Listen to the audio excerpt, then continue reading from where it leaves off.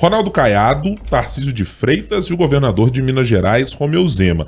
Esses nomes estão entre aqueles do que a gente pode chamar de um núcleo duro em busca de conquistar o apoio de Jair Bolsonaro para 2026 para os planos políticos que tenham dentro de casa ou nacionalmente falando. A gente vai tratar de como eles estão adotando estratégias diferentes e quais as necessidades que cada um tem para conseguir chegar até a corrida ao Planalto para 2026 em condições de competitividade. A gente também vai falar sobre um outro assunto local, é que a entrada definitiva de um personagem como pré-candidato à Prefeitura de Belo Horizonte pode mexer bastante no campo do centro até a extrema-direita. Estamos falando de Mauro Tramonte, do Republicanos. Como é que a candidatura dele, ou melhor, a pré-candidatura, pode fazer com que a direita precise se mover e se rearranjar para fazer, inclusive, acordos políticos? São esses assuntos que a gente trata a partir de agora no 3 sobre os 3. Os principais fatos sobre os 3 poderes da República. 3 sobre os 3.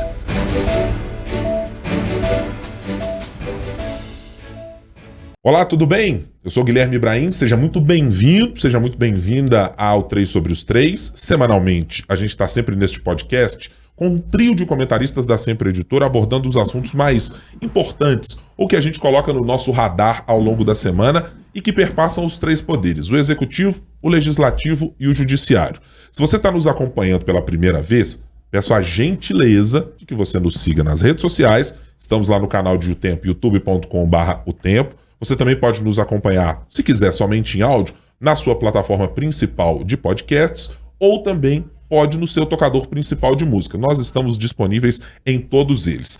E com uma mudança, para quem já nos conhece de outros momentos e de outros episódios, você que sempre tinha que esperar até a sexta-feira para começar a falar e ouvir o nosso podcast, olha só, agora às quintas-feiras à noite, a gente já vai ficar disponível tanto em áudio quanto em vídeo.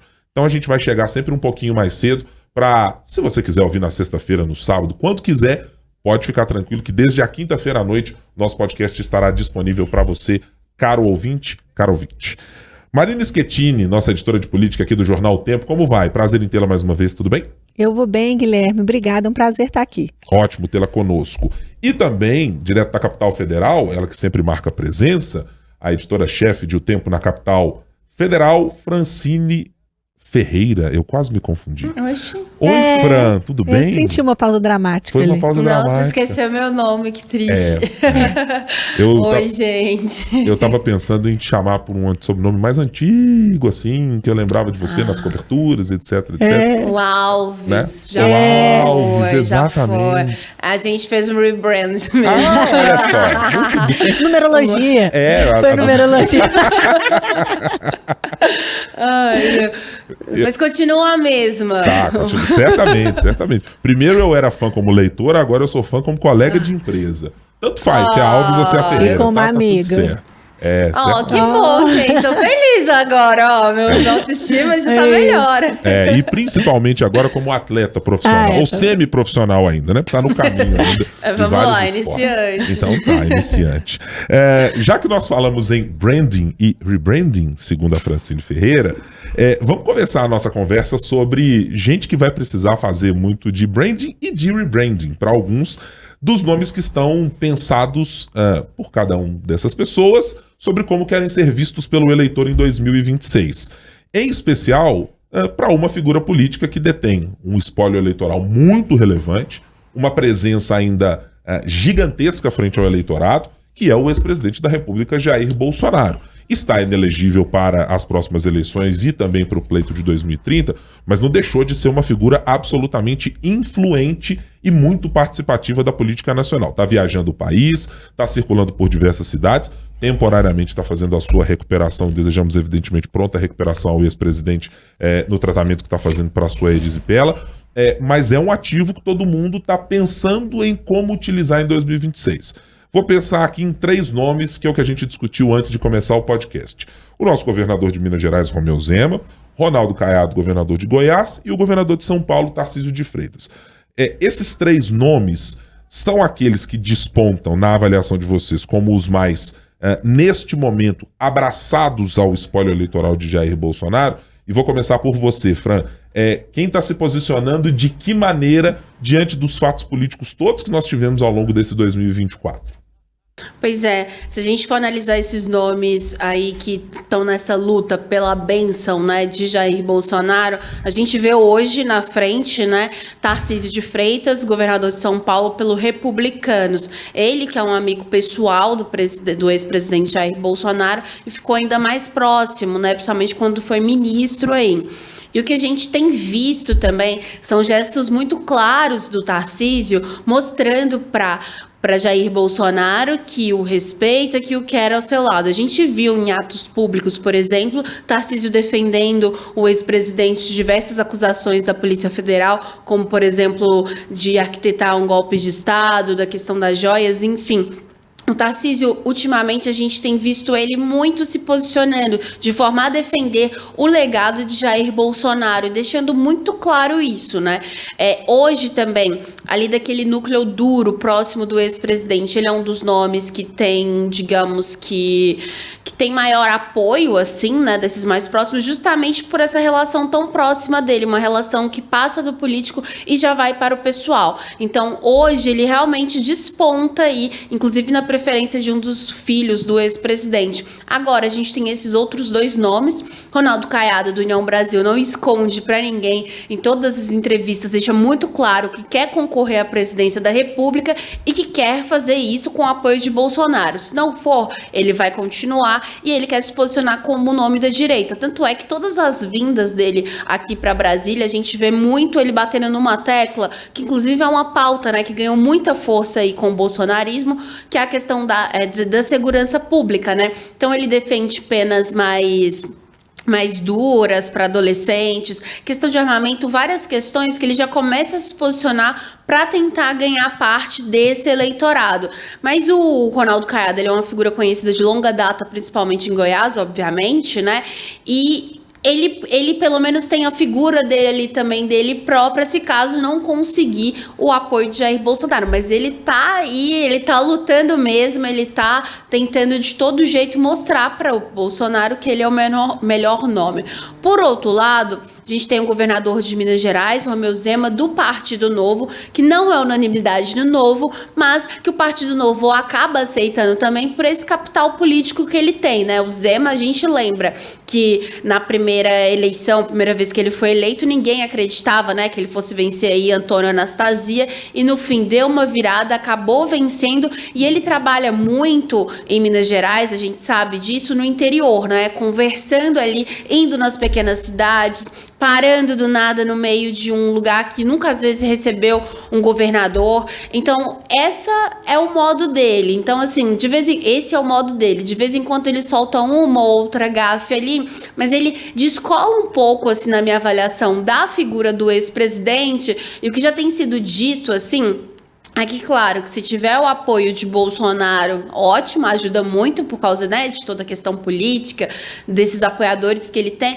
mas, ao mesmo tempo, o governador, ele, digamos que ele consegue andar de forma independente, se mostrando como o nome da direita e tudo, de defender a liberdade, todas essas coisas, e que vai muito nesse sentido de conversar com quem, às vezes, não se sente tão ouvido assim.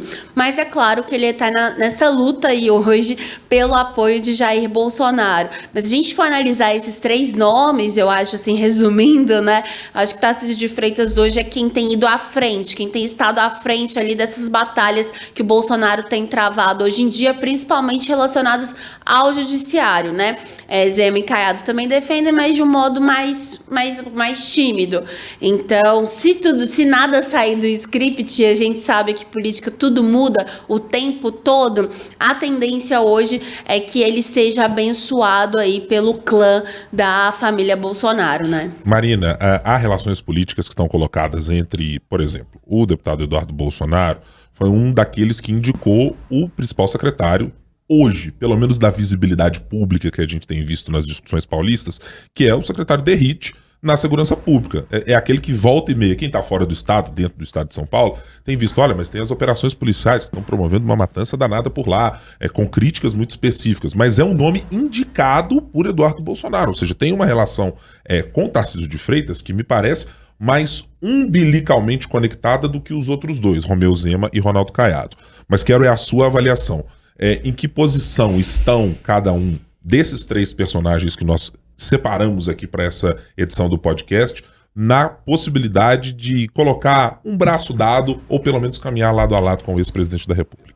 Com Bolsonaro fora do páreo, né, e sem nenhuma possibilidade, pelo menos agora no horizonte, de que ele retorne, é normal que esses nomes comecem essa briga, né? A gente vê uma radicalizada no discurso, para tentar esse lugar ao sol aí de candidato do Bolsonaro. Com certeza, o Tarcísio é hoje o que tem uma proximidade maior. Se a disputa fosse hoje, se esses arranjos fossem hoje, se a disputa de 2026 não tivesse tão longe e não mudasse realmente, né, tanto a todo momento, o Tarcísio a gente poderia dizer que é o nome do bolsonarismo, até porque o Caiado teve um problema com o Bolsonaro na época da pandemia, ele fez críticas ao negacionismo do Bolsonaro, então, naquela época. O Zema também não apoiou o Bolsonaro, com medo da rejeição dele naquele raciocínio. Eu não preciso dele no primeiro turno, então não apoiou o Bolsonaro no primeiro turno em 2022 e só foi apoiar depois que foi eleito, deixou uma mágoa também no bolsonarismo, então aquela fidelidade canina que é necessária para os bolsonaristas não existe nem em Zema e nem em Caiado. Então isso é muito importante. Mas são águas passadas, em política as coisas vão mudando. Para esse grupo não é assim que funciona, então esses dois já têm essa parte contra e o Tarcísio é mais próximo. Mas tem alguns alertas aí. A segurança pública que o Caiado investe tanto, e a gente teve uma pesquisa recente agora dizendo que 69% das pessoas lá de Goiás apoiam a política de segurança pública dele, é um percentual muito significativo, principalmente se a gente pensar que a segurança, nessa mesma pesquisa, é um dos calcanhares de Aquiles ali do Tarcísio, né? E também segurança pública, naquela política do bandido bom e bandido morto, que a gente vê caminhando mais ou menos nesse rumo aí em Goiás, é muito popular, principalmente na extrema-direita. Então essas coisas são importantes neste cenário realmente. Então tem os 3, o Tarcísio é o mais bem colocado, mas é importante dizer também que esse movimento deles e como eles aparecem nas pesquisas nos estados dele me chama muito a atenção por causa da força que eles vêm ganhando. São governadores, apesar de desconhecidos no resto do país, que são muito bem avaliados. A gente está falando de avaliação positiva de 60%, em alguns casos em mais de 80%, e a negativa bem mais baixa, muito melhor, muito mais bem avaliados do que o próprio presidente Lula nos estados dele. Então me chama a atenção também como eles são bem avaliados e como a direita vai crescendo, que se a gente ainda pegar o Ratinho Júnior, são os 4, são 40% dos eleitores estão nesses estados. Então como que a direita vai crescendo, ganhando espaço e se preparando para o futuro, coisa que a gente nunca vê o PT fazendo. O PT acha que vai viver de Lula para sempre. E Minas Gerais e próprio Belo Horizonte são ótimos exemplos disso. Olha a dificuldade que o PT tem em BH e em Minas para poder conseguir candidatos. Eles já estão preparando uma aliança para 2026 com o Pacheco porque sabem que não tem o nome. Porque é difícil sempre dizer esse é o candidato do PT e não necessariamente o candidato do Lula e do PT. Exatamente. Né? O PT precisa disso hoje. Não dá para viver de Lula para sempre. E a direita, a extrema-direita, forçadamente, porque o Bolsonaro não vai poder se reeleger, ou como estratégia, que eu espero que seja a segunda, porque eu acho mais inteligente, já está preparando o terreno para o futuro. Você puxou um ponto, Marina, que eu acho relevantíssimo, porque acho que na história política brasileira ele já mostrou o quanto é importante para quem tem qualquer pretensão de sair para uma candidatura à presidência da República cuidar do seu quintal. Primeiramente, sair com uma avaliação muito consistente do seu governo para garantir que a imagem que é transportada para o debate nacional, quando determinados assuntos surgem, então você vai falar, olha só, política de segurança, o Caiado hipoteticamente vai poder dizer o seguinte, oi, tudo bem? Tenho aqui indicadores para dizer o quanto isto aqui, goste você ou não da postura, ache-a correta ou não, esse aqui é o resultado que eu tenho e fui afiançado pelos meus eleitores da mesma maneira. Tarcísio de Freitas pode dizer a mesma coisa. E aí é o ponto que me chama a atenção em relação ao governador Romeu Zema. Porque, diferentemente de outras localidades, o governador é, entre esses 3, aquele que tem enfrentado mais dificuldades para lidar com esta categoria. A gente que cobre política há algum tempo já considera nos meios políticos, quando conversa com qualquer um, que não dá para mexer com a polícia de Minas, porque se você tiver um problema com a polícia sendo governador, você está fadado a ter uma péssima avaliação. Acho que até o governador Romeu Zema, na sua reeleição, conseguiu quebrar um pouco disso, porque ele fez uma promessa não cumprida e que carrega nas suas costas até hoje o peso político disso. Mas acho que nessa análise que eu faço, olhando para a segurança pública, os riscos me parecem maiores para o governador. Porque está muito claro que segurança pública, como política de Estado, tanto de Tarcísio de Freitas quanto de Ronaldo Caiado, vão ser daquela maneira. E o governador me parece que ainda está tentando um certo equilíbrio, né? Você vê tanto ele quanto o vice-governador abordando muito mais este tema no dia a dia, nas suas postagens nas redes sociais, ao conceder entrevistas, tratam desse assunto. Falaram, por exemplo, recentemente sobre o caso do Roger Dias, assassinado aqui na capital mineira, e era um assunto que não era tão presente entre eles, mas que eles perceberam a necessidade que qualquer pesquisa de opinião aponta. Tem saúde, tem educação e tem segurança. Não dá para fugir desse tripé para as discussões acontecerem. E eu acho que isso tem um fator importante. Então todos eles estão cumprindo, digamos, a cartilha Aécio Neves, a cartilha José Serra, a cartilha de todos os outros, de Rosiana Sarney e tantos que tentaram candidaturas à presidência. Eu preciso ser imbatível dentro do meu reduto para que os exemplos que são colhidos, seja por nós da imprensa, seja pela percepção pública, seja, tem lá um choque de gestão para dizer que eu sou um candidato muito efetivo no meu estado. Acho que isso, o governador Romeu Zema está correndo um risco muito sério caso uma decisão do regime de recuperação fiscal não seja muito favorável àquilo que o Estado pode ter, tanto para conseguir reajustar os salários dos servidores, quanto para continuar o seu projeto político com o mote principal do Minas nos trilhos. Então, eu acho esse um ponto mais difícil para o governador Romeu Zema, para ser o primeiro ao lado do ex-presidente Jair Bolsonaro. Marina mencionou uma outra questão importante, as mágoas do passado. E acho que essas são inevitáveis. Eu já ouvi de pelo menos 2 pessoas ligadas ao bolsonarismo, digamos, raiz, de que o governador entrou no segundo tempo, né? Talvez se tivesse entrado no primeiro, as coisas teriam sido diferentes. E isso é até usado na mesa de negociação hoje em dia para falar sobre a Prefeitura de Belo Horizonte, pensar assim, não, mas peraí, em Belo Horizonte vai ser como? Em Contagem vai ser de que maneira? Governador, o senhor vai pisar no palanque? Mas vai pisar no primeiro ou vai pisar no segundo? E eu acho que aí entra esse segundo fator. A construção política que é feita por Tarcísio de Freitas e por Ronaldo Caiado, ela me parece, neste momento, ser mais exitosa. Aquela imagem um pouco mais recente de Tarcísio de Freitas no seu gabinete, reunindo um arco de representantes de diversos partidos, tinha de republicanos a PSD, tinha até o Aldo Rebelo ali, né? Está cada vez mais já saído da esquerda e migrando para uma direita, quiçá uma extrema-direita, com algumas posições absolutamente deploráveis, ditas pelo ex-ministro. Mas me parece que Tarcísio está costurando uma base política num Estado que tem dinheiro, tem espaço para abrigar os aliados e tem capacidade de articulação, de conversa muito interessante. A gente não pode esquecer que a origem de Tarcísio de Freitas se deu majoritariamente como um funcionário concursado, mas que esteve primeiro dos governos do PT, de Dilma Rousseff, que depois foi mudando para trabalhar no Senado, para trabalhar no Congresso Nacional e depois foi cair, digamos, no colo de Jair Bolsonaro e do governo do ex-presidente. Então, me parece que todos os atributos me levam à mesma conclusão que vocês. Olhando por Tarcísio de Freitas e os movimentos que ele tem feito até agora, todos eles me parecem muito claros de que a construção política para o futuro é muito mais hábil para colher o espólio político de Jair Bolsonaro. Porém, tem um ponto. Eu não acho que Tarcísio de Freitas sairá como candidato à presidência da República na próxima eleição, Marina. Diga. Eu acho que vai depender muito disso, porque todos os outros, né? Até se a gente pensar no Ratinho Júnior também, eles já estão no segundo mandato. O Tarcísio de Freitas está no primeiro. Isso. Eu acho que vai depender muito de como ele vai estar lá. Se ele tiver com uma reeleição praticamente garantida, e dependendo de quem for o adversário, se for um Lula, por exemplo, num governo muito bem avaliado, ou quem quer que seja lá, vai valer a pena ele se arriscar nisso? Eu não sei se vale. E outra coisa que eu queria falar também é que eu acho que nenhum desses três é bolsonarista, é radical. Uhum. Eu acho que eles fazem esse movimento por causa de quão significante é numericamente esse grupo bolsonarista e o Bolsonaro como líder desse grupo bolsonarista. Porque eles estão muito mais para liberais, para antilulistas ou até antipetistas do que para bolsonarista propriamente dito. Tá. Eu vou abrir uma discordância numa questão, Marina. Favor. No caso de, por exemplo, posições de segurança pública. Eu posso até ver que do ponto de vista econômico, todos eles queiram manter alguma distância. Eu vou concordar com você discordando de mim. Vamos concordar na discordância. Que eu acho que do ponto de vista de segurança pública, não. Segurança pública, todos eles adotam o mesmo mote e que não dá para fazer uma diferenciação entre a maneira como enxergam as coisas e posições políticas extremadas. Que eu acho, sim, evidentemente.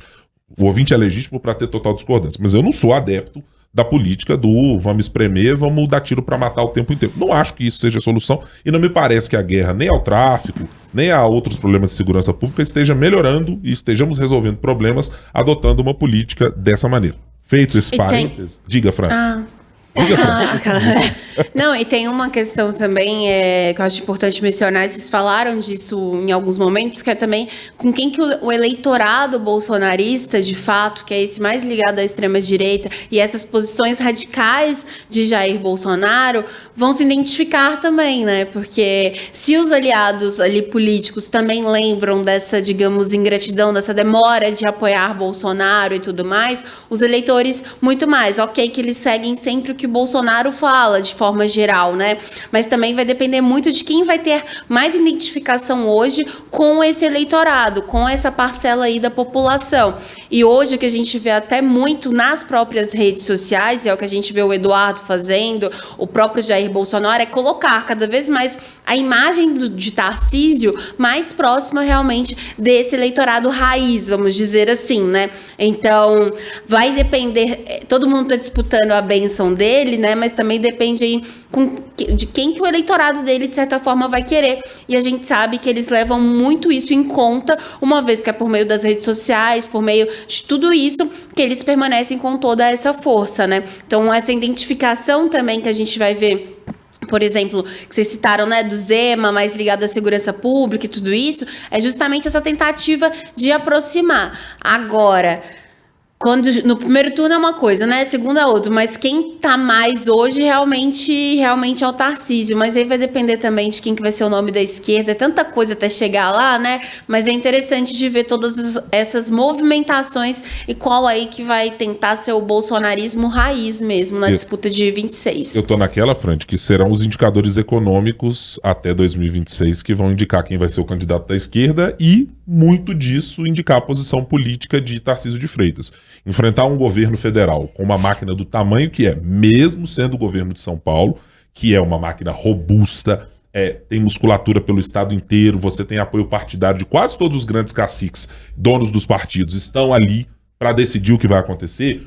Eu acho que claramente é mais possível se fazer a partir de São Paulo para ganhar uma eleição contra um governo federal. Mas acho que um governo federal bem avaliado é muito difícil de ser batido, e aí em especial com um presidente que está conseguindo o seu terceiro mandato, né? Não dá para ignorar a potência política e a força eleitoral que o presidente Lula tem também.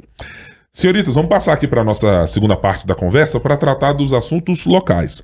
Nós tivemos nas últimas semanas a entrada de um personagem importante na corrida eleitoral na capital como pré-candidato. Estava ali entre ir, não vai, mais disposição para não ir do que ir. Mas, aparentemente, e como já veio aqui na FM o Tempo até outro dia, veio com o plano de governo Belo Horizonte 2030 nas mãos, Mauro Tramonte do Republicanos. E diz, tô pronto para a briga, vamos até o final e vamos com essa candidatura. E aí surgiu aquela nossa pauta de conversa. Bom, com a entrada de Mauro Tramonte, o que é que acontece nesse tabuleiro? Porque muitos dos analistas que a gente vinha vendo, e nós mesmos, estávamos tratando, olha, aí tem uma questão específica, porque é só dividir um voto de Bruno Engler com Carlos Viana, ou coisas dessa natureza. Entrou um personagem que, em muitas das pesquisas, se não lidera, está pelo menos entre os 3 primeiros na corrida aqui pela capital. Marina, primeiro a sua avaliação. De que maneira esse personagem causa uma mudança efetiva no cenário da capital? Qual é o potencial que você vê nele de fato para bagunçar e mexer, inclusive com as alianças que precisam ser construídas entre quem está no campo da direita, né? Potencial, acho que ele tem muito, né? De agora e de crescimento. Ele, né, é um pré-candidato que não pode ser ignorado. Mas eu acho também que teve um outro componente que deu uma balançada nesse campo da direita aí nas últimas semanas, que foi essa possibilidade do Novo de fazer negociações que rifariam a pré-candidatura da Luísa Barreto. Então, eu acho que deu uma sacudida no cenário da direita para a prefeitura em Belo Horizonte essas 2 novidades. O Mauro Tramonte entrando na disputa, né? Antes falava-se o nome dele, depois ele falou que não ia ser, agora voltou. E o governador Romeu Zema indo ali a um evento do Podemos, com Luísa Barreto no braço, quando o próprio Carlos Viana estava assumindo o diretório municipal do partido. Então, acho que a pré-candidatura da Luísa Barreto, ela nunca foi um consenso no Novo, né? Apesar do Zema ter aparecido lá no fim do ano, naquele vídeo que lançava a pré-candidatura dela, né? Ele nunca segurou ela pelo braço para fazer campanha, para se tornar conhecida, que esse é um empecilho para ela aí, né? Ela precisa se tornar conhecida. Inclusive, no fim, mais lá para o fim do mês passado, o Zema apareceu falando: ó, a Luísa só vai ser candidata se ela mostrar viabilidade nas pesquisas, que não é o que tem acontecido. Então já deu uma sinalizada ali que ela não poderia ser, mas o Novo está transitando ali em 3 possibilidades. Tem uma parte do Novo que defende uma aliança com o Tramonte, e como o Tramonte não deve ter o Cleitinho, então o governador Romeu Zema na campanha dele é muito importante. Tem gente que defende o Bruno Engler, mas tem uma ala muito importante do Novo também, que é muito resistente por causa desse radicalismo, né? Não é interessante radicalizar demais para esse grupo dentro do Novo. E tem a ala também que defende o Podemos, com o Carlos Viana, que inclui também não só o Novo, mas alguns aliados do governador, e aí eu falo Marcelo Aro, né?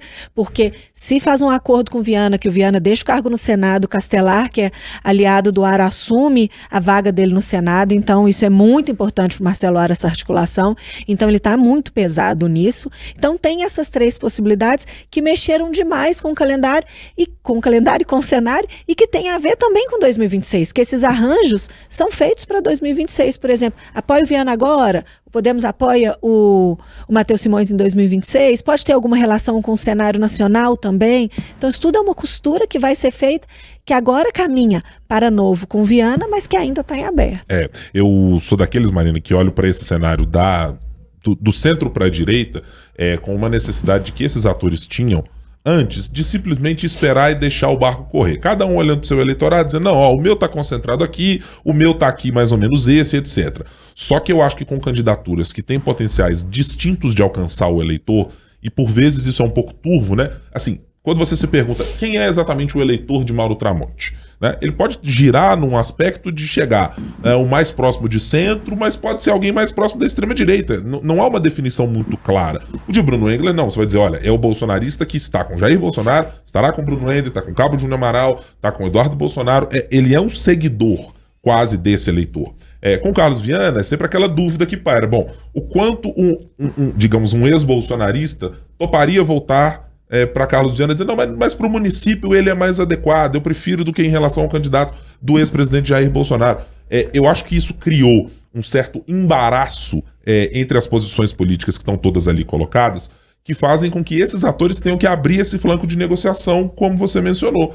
Você tem que girar um pouco mais para um eleitor que sozinho não vai definir a eleição para você. Se Carlos Viana, se Mauro Tramonte, se Bruno Engler, qualquer um desses alcançar 10, 15% do eleitorado sozinho, não ganha a eleição. Ele pode chegar no primeiro turno? Pode. Mas não vai ganhar a eleição sozinho com esse percentual de votos e sem uma capacidade de expansão, de aglutinar outras forças políticas.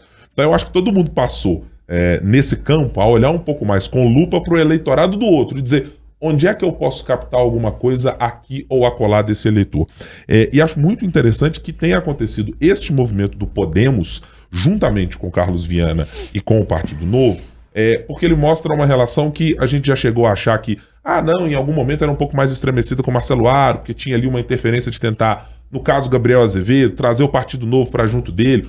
Houve muita insatisfação de gente do Partido Novo com este movimento, essa tentativa do secretário de atrair gente do Novo para estar contra Gabriel Azevedo, e parte quase totalitária do Novo era uma apoiadora de Gabriel Azevedo na Câmara Municipal, mas que mostra como o desenho político do futuro está determinando muitas das aberturas de conversa para esse momento. Eu estou muito curioso exatamente para que Bruno Engler, que estava sendo tratado como a grande estrela do primeiro turno, ele pode ter de enfrentar nuances nesse eleitorado que poderia estar consolidado com ele, agora com 2 candidatos que têm capacidades um pouco mais aglutinativas, pelo menos olhando à distância. Eu não sei ali no fio do bigode quando se sentam à mesa para conversar sobre o tema, mas me parece que, vamos lá, vou pensar num hipotético segundo turno, uma conversa entre Fuad, candidatos da esquerda, ela me parece ser possível de acontecer, tanto com Tramonte quanto com Carlos Viana. Será que essas pessoas não vão se sentar um pouco antes à mesa para dizer: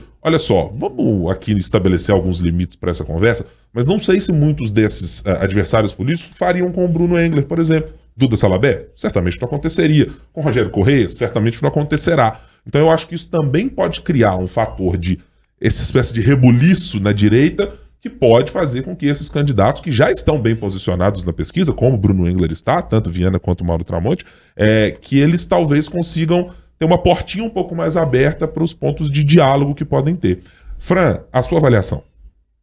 Pois é, eu, assim, posso errar muito nisso, mas eu acredito que essas eleições de BH, principalmente com essa confusão que está entre as siglas mais desse centro-direita, vai mostrar o quanto realmente vai importar ali a figura da pessoa, a personificação dela mesma e como ela se posicionou e tem se posicionado, né?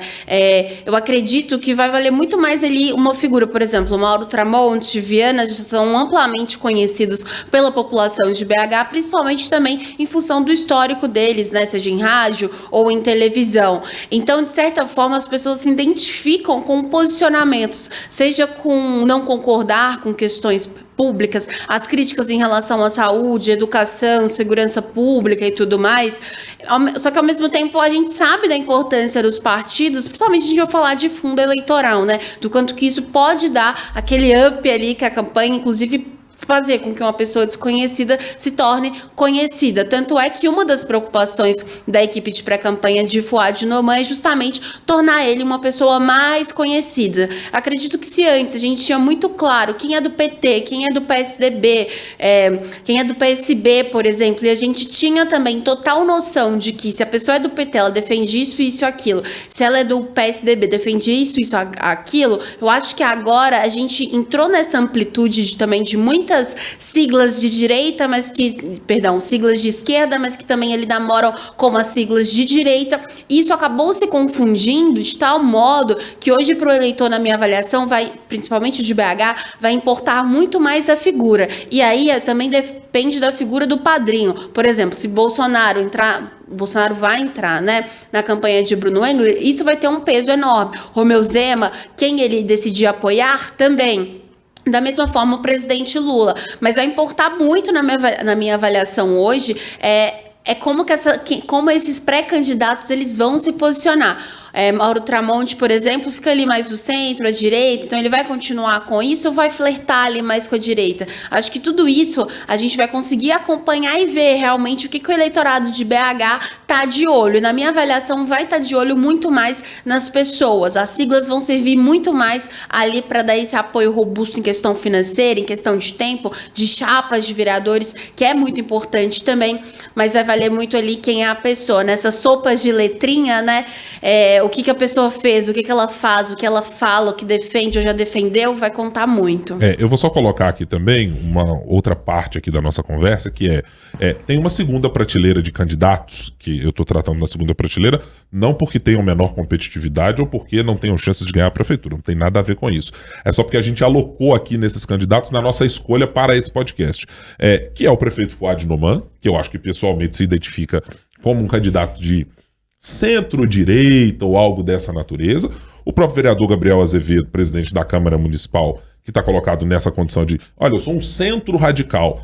Mas me parece que se tiver que definir entre mais para centro-direita ou para centro-esquerda, o centro, em algum momento, vai tender mais para posições mais à direita no discurso público, no debate que ele faz. Ou não sei se necessariamente mais à direita, ou mais anti-esquerda, para ser mais preciso no que eu imagino. E tem uma dessas que nesse momento, pela qual se tem a maior grau de indefinição, que é o ex-deputado estadual João Leite, que não se sabe exatamente se o PSDB, apesar das posições colocadas já pelo presidente nacional da legenda, Marconi Perillo, de que tem um desejo que tenha candidato, de que a cidade tem que ter sim, mas eu não sei exatamente se essa candidatura vai prosperar pelo próprio desejo pessoal de João Leite. Não sei se ele tem essa vontade de que isso vá à frente, se não contar com o apoio integral do partido, se não tiver uma construção de arco de alianças importante, ou se eventualmente for convidado para participar de outra chapa, né? O PSDB talvez queira e tope fazer uma composição para dizer, olha, é melhor fazer uma composição do que não termos uma candidatura. João Leite topa participar. Então tem também esse outro pedaço do eleitorado que também pode ser dividido entre outros. Nós estamos falando dessa galera toda que está aí, a direita, a centro-direita, a extrema-direita. Então vai ter um debate muito importante, que parecia até alguns meses atrás falarmos o seguinte, não, é a esquerda que está muito fracionada. Olhando agora para o retrato de hoje, da direita e a centro-direita estão muito mais fracionadas no que pode ser o potencial de eleitorado. E acho que isso tem uma possibilidade de modificar radicalmente quem pode ir para o segundo turno. Senhoritas, vamos chegando aqui ao final da nossa conversa, não sem antes fazer aqui as nossas apostas da semana. Fran, em que Vossa Senhoria vai apostar para a semana que vem?